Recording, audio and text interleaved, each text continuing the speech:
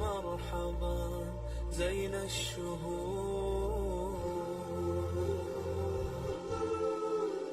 أحلى القوافي والنشيد في مقدم الشهر السعيد. النور في الدنيا يزيد والرب تواب شكور. أحلى القوافي والنشيد في مقدم بسم الله الرحمن الرحيم. الحمد لله رب العالمين، والصلاة والسلام على سيدنا محمد سيد الأولين والآخرين وعلى آله وأصحابه أجمعين. أما بعد، يقول الله سبحانه وتعالى في كتابه العزيز وهو أصدق القائلين: شهر رمضان الذي أنزل فيه القرآن هدى للناس وبينات من الهدى والفرقان.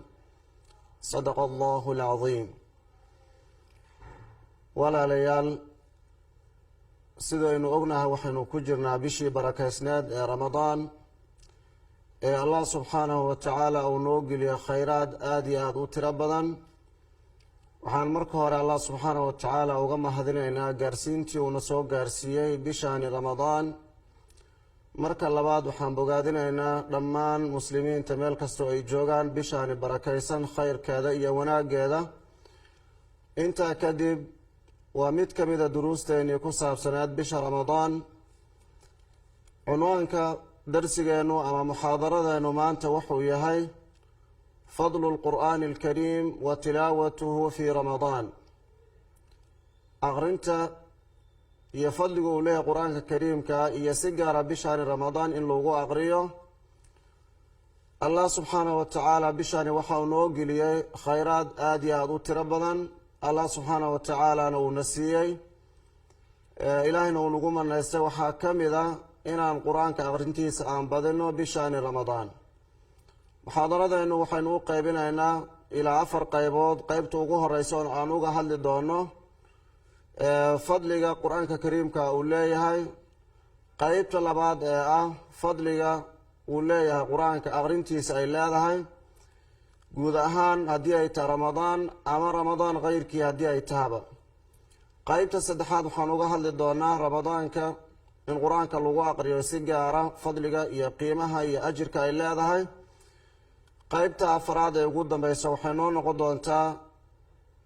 aadaabta laga rabo ruuxa aqriyaha qur-aanka kariimka aqrinayo, waxyaabaha laga doonayo inuu ilaaliyo. fadliga qur-aanka kariimka uu leeyahay wax lasoo koobi karo ama qaybeed lagu soo koobi kara maaha, laakiin qaybo ayaynu ka tilmaami doonaa. waxaynu ka hormarinaynaa intaanan u gelin fadliga qur-aanka kariimka ah qur-aanka waxa uu yahay iyo khasaa'ista iyo waxyaabaha gooniga u ah. culimada islaamka ah marka qur-aanka ay qeexayaan waxay ku qeexaan inuu yahay kalaamkii alleh subxaanahu wa tacaala ee la soo dejiyey nabigeena moxamed calayhi salaatu wasalaam, ayadoo loo soo marsiinayo jibriil calayhi salaam. nabiga calayhi salaatu wasalaam markii lagu soo dejiyey ummaddiisa uu soo gaarsiiyey kalaamka alle ee sidaa ah ee ah almutacabadu bitilaawatihi, la isku addoomaysta qur-aanka aqrintiisa. oo in la aqriyo kalaamkaas alle waa cibaado allah subxaanahu wa tacaala uuna siiyey. almanquulu ilayna bitawaatur, loo soo guuriyey nagula soo gaarsiiyey si tawaatur ah, weliba israaraaca, sanad mutawaatira lagu soo guuriyey. lagu bilowday suuratu lfaatixa laguna dhammaystiray suuradda loo yaqaano suuratu nnaas. waa allah subxaanahu wa tacaala, waa qur-aankiisa, waa kalaamka alleh subxaanahu wa tacaala ilaah uuna siiyey. fadliga qur-aanka kariimka uu leeyahay in badan ayaa nusuusta ay noo tilmaamaysaa diinteena islaamka. aayaadka ku soo arooray qur-aanka kariimka ah ee fadligiisa iyo qiimihiisa sheegaya waxaa ka mid ah allah subxaanahu wa tacaala qowlkiisa uu yidhi: ina hada alqur'ana yahdi lilatii hiya aqwamu wayubashiru lmu'miniina aladiina yacmaluuna alصaalixaat ana lahum ajran kabiira. الله سبحانه وتعالى وحونات المامي ويري إن هذا القرآن يهدي للتي هي أقوم وحوكوها نوننا يا ودد التوصن سحظة يكوها نوننا يا sidoo kale wayubashiru lmu'miniin waxa ugu bishaareynaya mu'miniinta aladiina yacmaluuna asaaliixaat ay samaynayaan acmaasha wanaagsan ana lahum ajran kabiira inay leeyihiin abaal weyn ma jirto waxyaabo kale allah subxaanahu watacaala uu noo tilmaamay in waddada saxda ay nagu hanuuninayaan sunnada nabiga calayhi salaatu wasalaam waxyiga ayay ka mid tahay qur-aanka ayayna qeyb ka soo gelaysaa inta badanna sunnada qur-aanka ayay fasiraysaa ama ay caddaynaysaa sidaa darteed kalaamka alle subxaanahu watacaala fadligiisa iyo qiimihiisa waxaa ka mid ah inuu nagu hanuuninayo waddada toosan uu nagu hanuuninayo kitaabka allah subxaanahu watacaala uu noogu tilmaamay uu yihi dalika alkitaabu laa rayba fiih wax loo yaqaano shaki ma lahan weliba fiihi hudan lilmuttaqiin waxaa ku jira baa layidhi hanuun allah subxaanahu watacaala dadka mutaqiinta ilaahay ka cabsanayaan waxyaabaha ilaahay uu farana samaynayaan waxyaabaha uu ka reebana ka harayaan ayaa hanuun ugu jira kitaabka allah subxaanahu watacaala sidoo kale allah subxaanahu watacaala wuxuu ku tilmaamay inuu yahay kitaabun anzalnaahu ilayka mubaarak waa kitaab aan kugu soo dejinaba le nabi maxamedow weliba haddana barakaysan oo allah subxaanahu watacaala qur-aanka wuxuu noo geliyey albaraka waa fadliga iyo qiimaha allah subxaanahu watacaala qur-aanka ugu yeelay waa fadligiisa iyo qiimihiisa sidoo kale allah subxaanahu watacaala wuxuu noo tilmaamay qur-aanka kariimka ah fadligiisa markuu ka hadlayo inuu yahay innahu laqowlun fasl inuu yahay qowl cad xaqa iyo baatilkana kala saarayo inuu yahay sidoo kale allah subxaanahu watacaala wuxuu noo tilmaamay qur-aanka kariimka inuu yahay waayawaano inuu yahay sidoo kale caafimaad iyo hanuun iyo naxariis inuu yahay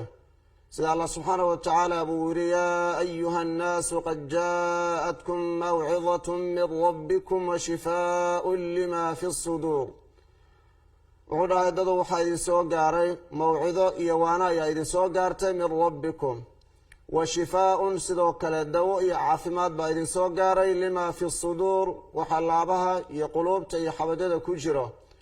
oo qur-aanka baatinkana dawo u yahay daahirkana dawo u yahay sida allah subxaanahu watacaalaaba in badan ee qur-aankiisa ka mida uu noogu tilmaamay qur-aanka waa caafimaad iyo dawo sidoo kale wa hudan wa raxmatun waa hanuun iyo raxmad iyo naxariis laakiin wuxuu u yahay lilmu'miniin dadka iimaanka leh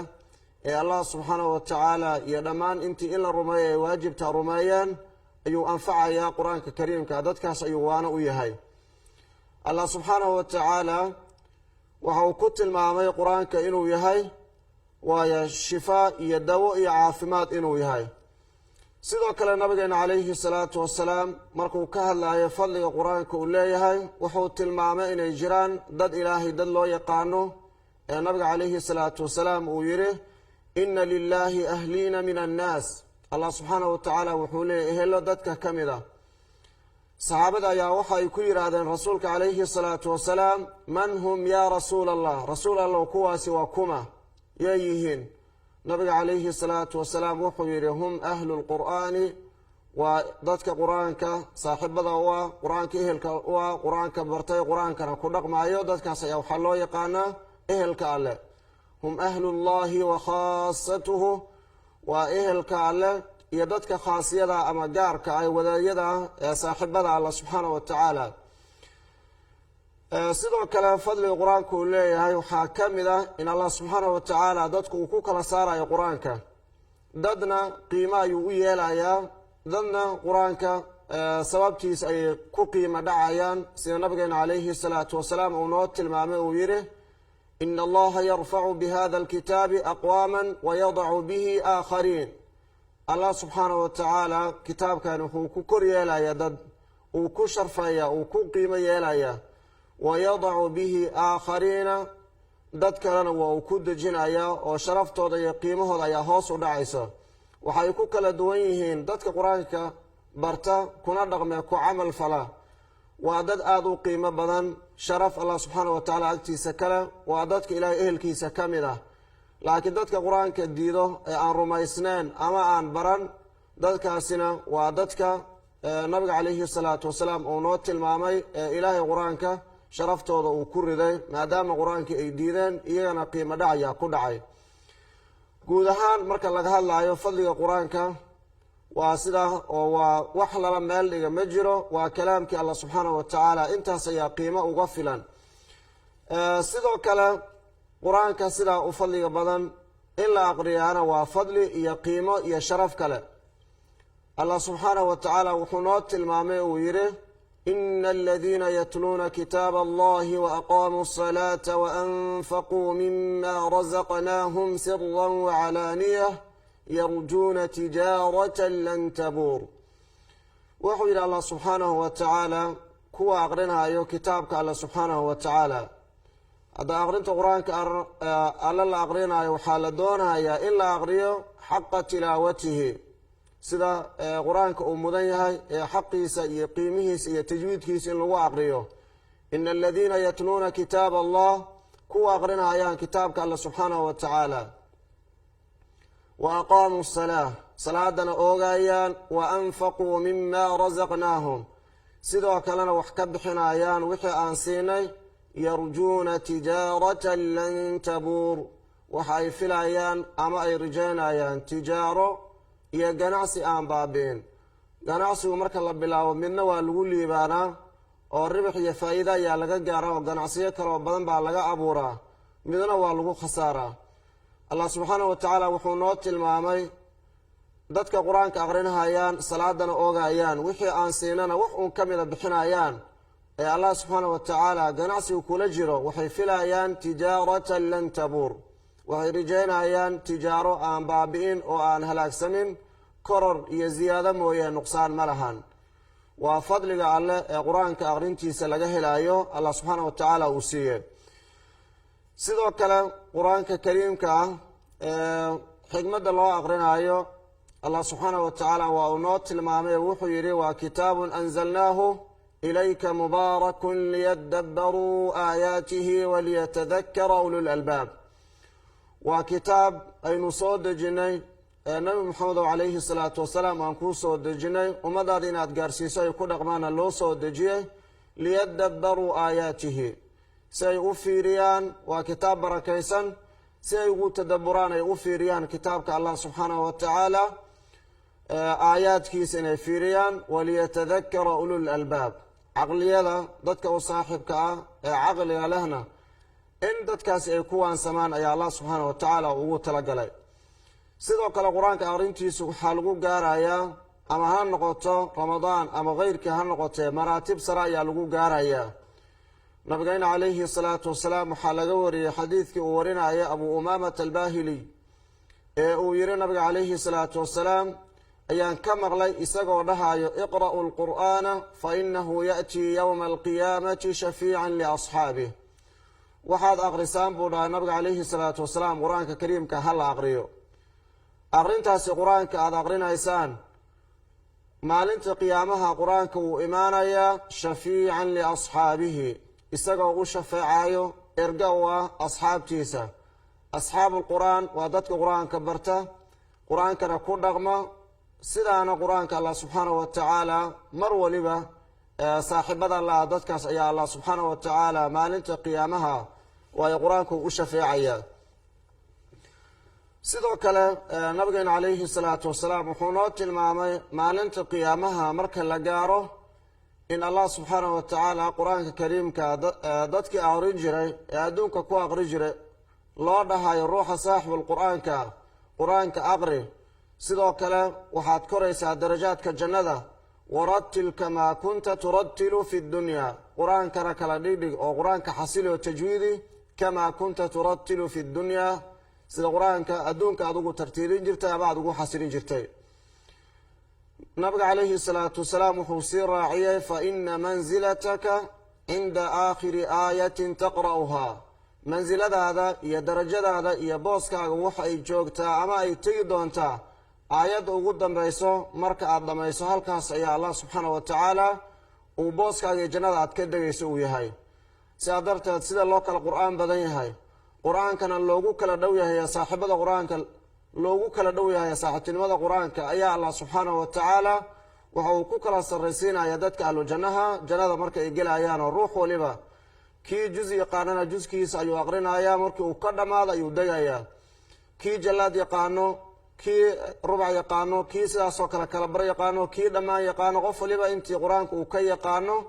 aayadda ugu dambayso marka ay ka dhammaato halkaas ayuu jannada ka degi doonaa buu dhaha nabiga calayhi salaatu wasalaam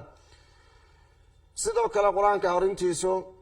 waxay ka mid tahay acmaasha allah subxaana wa tacaala uu laalaabayo ayuu ka mid yahay ruuxa acmaashiisa xasrada waa loo laalaabaya si gaarana qur-aanka waxa uu tilmaamay nabigeena calayhi salaatu wasalaam uu yidhi man qara'a xarfan min kitaabi illaahi falahu bihi xasana ruuxa aqriyo hal xaraf ee kitaabka qur-aanka ka mida falahu bihi xasana waxa uu leeyahay hal xasano iyo hal ajir buu leeyahay waalxasanatu bicashri amhaaliha halka xasanana 10 laab ayaa allah subxaana wa tacaala uga dhigaya hal xasan haddii uu sameeyo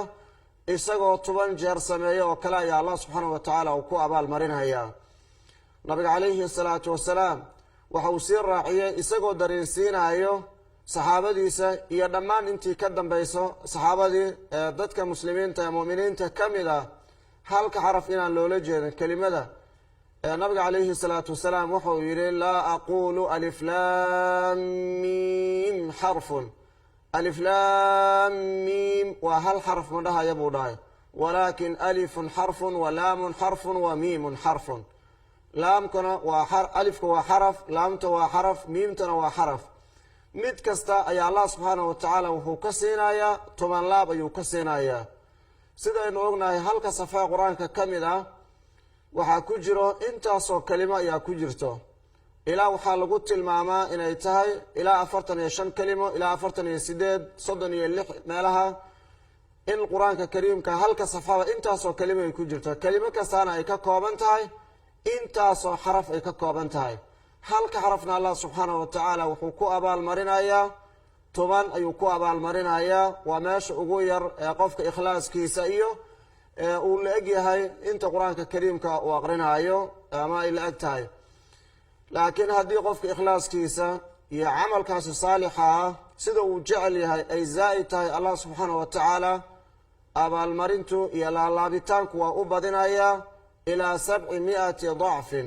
sida nabiga calayhi salaatu wasalaam xadiid kale uu ku tilmaamay ilaa adcaaf laalaabyo kale ayaa allah subxaana wa tacaala ugu darayaa sidaa darteed nabigeena moxamed calayhi salaatu wasalaam wuxuu noo tilmaamay in qur-aanka hal xaraf qofka aqriya uu xasano iyo abaal uu ku helayo sidoo kale qur-aanka aqrintiisu kuma eka dadka aqriya ee keliya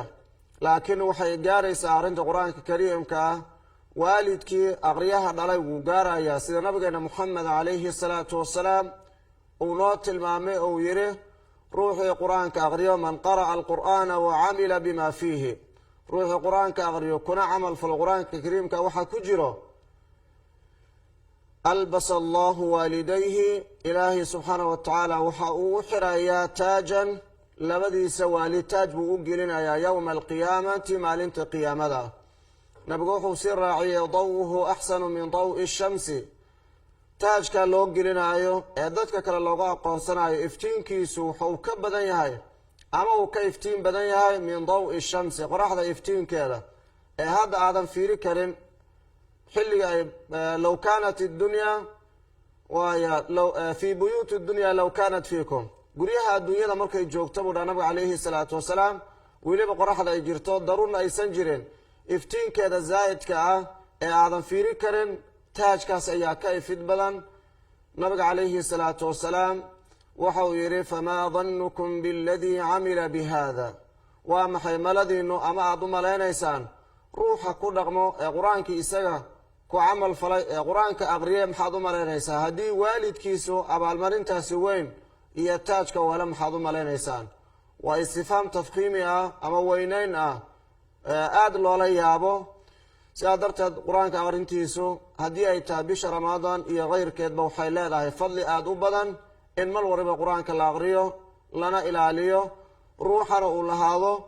raatib u gaara ee qur-aanka mar waliba uusan dhaafayn raatibkana waxaa ugu fiican kan ugu yar sidaasoo kale ugu joogtay tan badan ayaa ugu fiican bisha ramadaan marka ay noqoto si gaara in qur-aanka lagu aqriyo waxay leedahay abaal iyo qiimo weybebeel ay leedahay bisha ramadaan waayo nabigeena calayhi salaatu wasalaam waayo in badan ee ka mid a wuxuu noo caddeeyay qur-aanka kariimka ah bisha ramadaan in la aqriyo dhaqankiisina waynu ka qaadanay allah subxaanahu wa tacaalana waxa uu noo tilmaamay ee uu yidhi bishaani in bishi qur-aan ay tahaba shahru ramadaan aladii unzila fiihi alqur'aanu hudan linnaas shahru ramadaan bisha ramadaan waxaa la yidhi waa bishii waa yahay qur-aanka allah subxaanahu wa tacaala uu soo dejiyey isagoo ah hudan linnaasi wa bayinaatin min alhuda waalfurqaan isaga oo ah hanuun iyo sidaas oo kale xujooyin cadcad ee kala saarayo xaqa iyo baadilka iyo hanuunkana tusinayso ayaa allah subxaanahu wa tacaala uu ku tilmaamay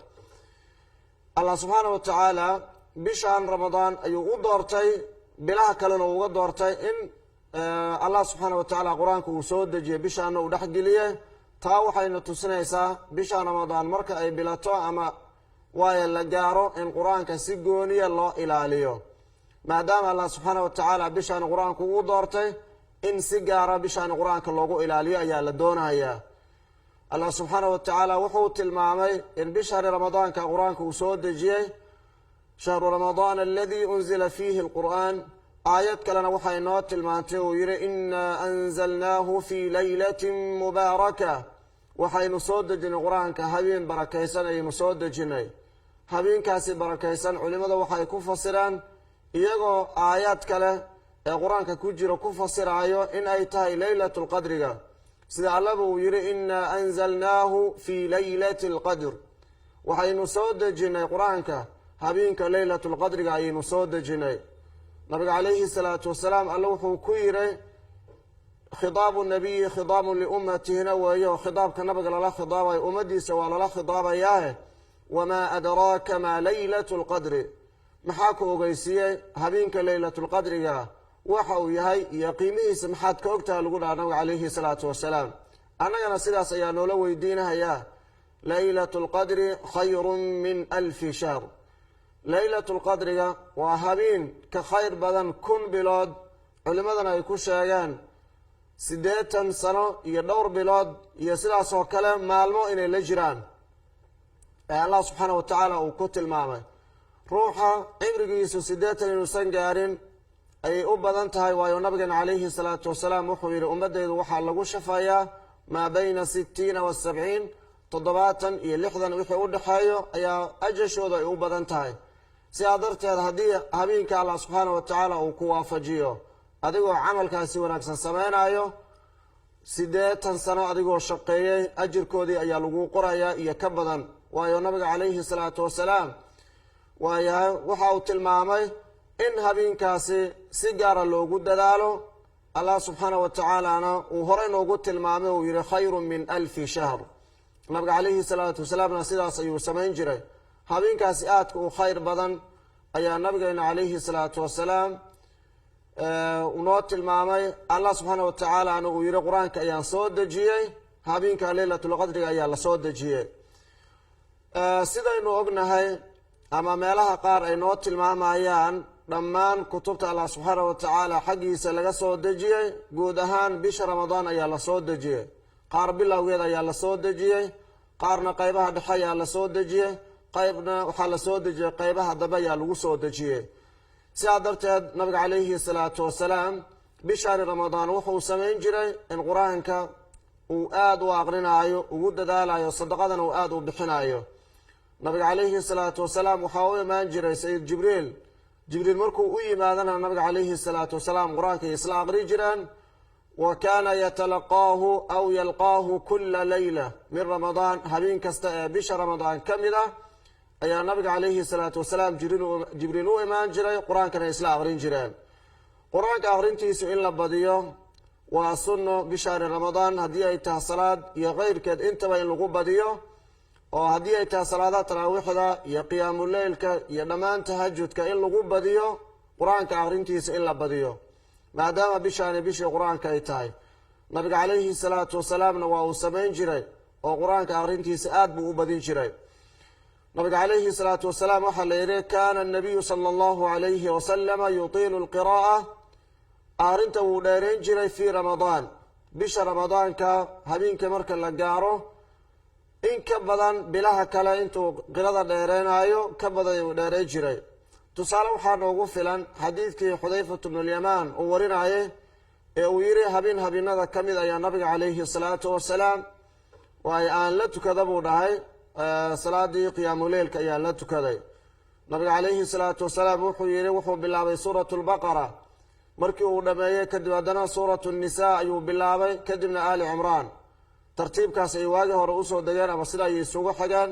laakiin sida hadda qur-aanka ama musxafka ugu tartiibsanya waaga uma tartiibsanayn wuxuu dhahay nabiga calayhi salaatu wasalaam muusan soo marin aayad ka mida aayadaha qur-aanka ee raxmad ama naxariis ay sheegayso ama ku jirto ilaa waqafa wa sa'ala wuxuu weydiisanaya allah subxaana wa tacaala inuu u naxariisto ayuu weydiisanaya sidoo kale wuxuu dhahay nabiga calayhi salaatu wasalaam uusan soo marin aayad ka hadlayso cadaab ilaa haddii uu soo maro ama aayaddaas uu soo gaaro nabiga calayhi salaatu wasalaam wuu hakanayey allah subxaana wa tacala ayuuna ka migan gelayay sidaas ayaana nabigeena moxamed calayhi salaatu wasalaam uu u dheeranayay aqrinta qur-aanka kariimka allah subxaana wa tacaalana wuxuu noo tilmaamay uu yidhi laqad kaana lakum fii rasuuli illaahi uswatun xasana allah subxaana wa tacaala wuxuu yidhi qur-aanka kariimka ah iyo in kaleba in nabiga calayhi salaatu wasalaam looga dayanayo uu noo tilmaamay laqad kaana lakum fii rasuuli illaahi uswatun xasana dayasho wanaagsan haddii ay tahay qur-aanka aqrintiisa iyo haddii ay tahay acmaasha kale dhammaan khayraadka nabiga calayhi salaatu wasalaam uu sameynayay muslimiinta inay ku daydaan baa la doonayaa sidaa darteed bisha ramadaanna aan ka faa'iidaysano qur-aankana mar waliba sida aynu u aqrino nabiga calayhi salaatu wasalaam marka laga soo tago saxaabadiisina sidaas ayay sameynayeen culimada islaamkana sidaas ay qur-aanka ugu dadaalhayeen waxaa ka mid ah culimada islaamka ah ee taariikhdooda iyo sida nabiga calayhi salaatu wasalaam ay ugu dayanayeen noola soo gori waxaa ka mid ah qataada ayaa ka mid ahaa waxaa la yidhi bisha ramadaan marka la gaaro qur-aanka unbuu daraasay jiray qur-aanka ayuu aqrin jiray qur-aankana dadka ayuu bari jiray waana halka culimadeenu maanta ay tafaasiirta ay ka aqrinayaan bisha ramadaan marka la gaaro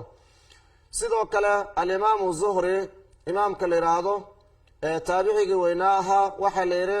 arrinkiisa ama xaalkiisa wuxuu ahaa idaa dakhala ramadaan bisha ramadaan haddii ay soo gasho wuxuu dhihi jiraa la yidhi fa inamaa huwa tilaawatu lqur'aani wa idcaamu tacaam shaanigii arrinku wax kale maaha waa qur-aanka in la aqriyo masaakiintana la quudiyo intaas unbaa la iska doonayaa buu dhihi jiray sidoo kale imaamkii weynaa imaam daari lhijra alimaamu malik bnu anas raximahu llahu tacaala waxaa la bisha ramadaan haddii ay soo gasho waxa uu ahaa inuu iska dhaafaayo ama uu ka cararayo in la acmaashii hore u socoto uu joojiyo kadibna qur-aanka aqrintiisa uu soo jeesanayo sidoo kale waxaa la yidhi alimaamu shaafici isagana waxaa la yidhi bisha ramadaan marka ay bilato wuxuu aqri jiray 60 khidmo ee qur-aanka ka mida ayuu aqri jiray sidaa darteed guud ahaan qur-aanka kariimka aqrintiisu aad bay u qiimo badan tahay si gaara bisha ramadaan in looga faa'iidaysto laguna dadaalo waxaa loo baahan yahay in la ilaaliyo qur-aanka marka la aqrinaayo aadaab dhowr ah ay ka mid tahay qofka inuu ikhlaas leeyahay tahaaro inuu leeyahay meesha uu lagu aqrinayo qur-aankana inay nadiif tahay sidoo kale qiblada in loo jeesto ayaa iyadana sunno ah sidoo kale in lagu dadaalo qur-aanka in lagu aqriyo si tajwiid ah tajwiidkuna ma aha biaswaatin musayafa codad been abuur ama buga ma aha waa axkaam la ilaalinayo u baahan in la barto makhaarij ulxuruuf iyo sifaat ulxuruuf in la yaqaanay ku xiran tahay sidoo kale in lagu dadaalo qur-aanka in cod dhexdhexaada lagu aqriyo meelaha masaajida ah ama dadka ka dhexayso marka la joogo inaan dadka tashwiish aan la gelin laakiin si dhexdhexaada qur-aanka loo aqriyo sidoo kale qalbiga inuu joogo qur-aankana lagu tadabburayo sidaas ayaa fiican ruuxana sidoo kale inuu cadayeysto ayaa fiican qur-aanka markuu aqrinayo waxaasoo dhan waxaa ka horeeya qur-aanka waxaa aqriyo ruux qur-aanka soo barta ayaa aqriyo sidaa darteed inuu ku dadaalo qur-aanka kariimka ah barashadiisa in lagu dadaalo khayrukum man tacallama alqur'aana wa callama ruuxii qur-aanka barto dadkana sii bar ayaa dadka ugu khayr badan sidoo kale qur-aanka marka la barto waxay u baahan tahay in dabagal lagu sameeyo aan meeshii looga harin sida nabigeena moxamed calayhi salaatu wasalaam uu yidhi tacaahadu lqur'aan qur-aanka ha loo kuur galo ha la ilaaliyo fawaladii nafsii biyadihi ilaa baan ku dhaartay nafsadeedu ay ku jirto awoodda alle subxaana wa tacaala lahuwa ashaddu tafallutan min alibili fii cuquliha geel la dabar furay ama dabarkeeda lagu ka fakasho badan yahay sidaa darteed in la ilaaliyo muxaadaradeeni maanta ku saabsaneed ama darsigeeni ka mid a duruusta ramadaanka ah ee fadliga uu leeyahay qur-aanka kariimka aqrintiisa gaar ahaan bisha ramadaan in loo aqriyo halkaa ayuu noogu egyahay wassalaamu calaykum waraxmat ullaahi wabarakaatuh بالحب تلقاك البدور ضيف الأماني والسرور فيك العطايا والأجور يا مرحبا يا مرحبا زين الشهور أحلى القوافي والنشيد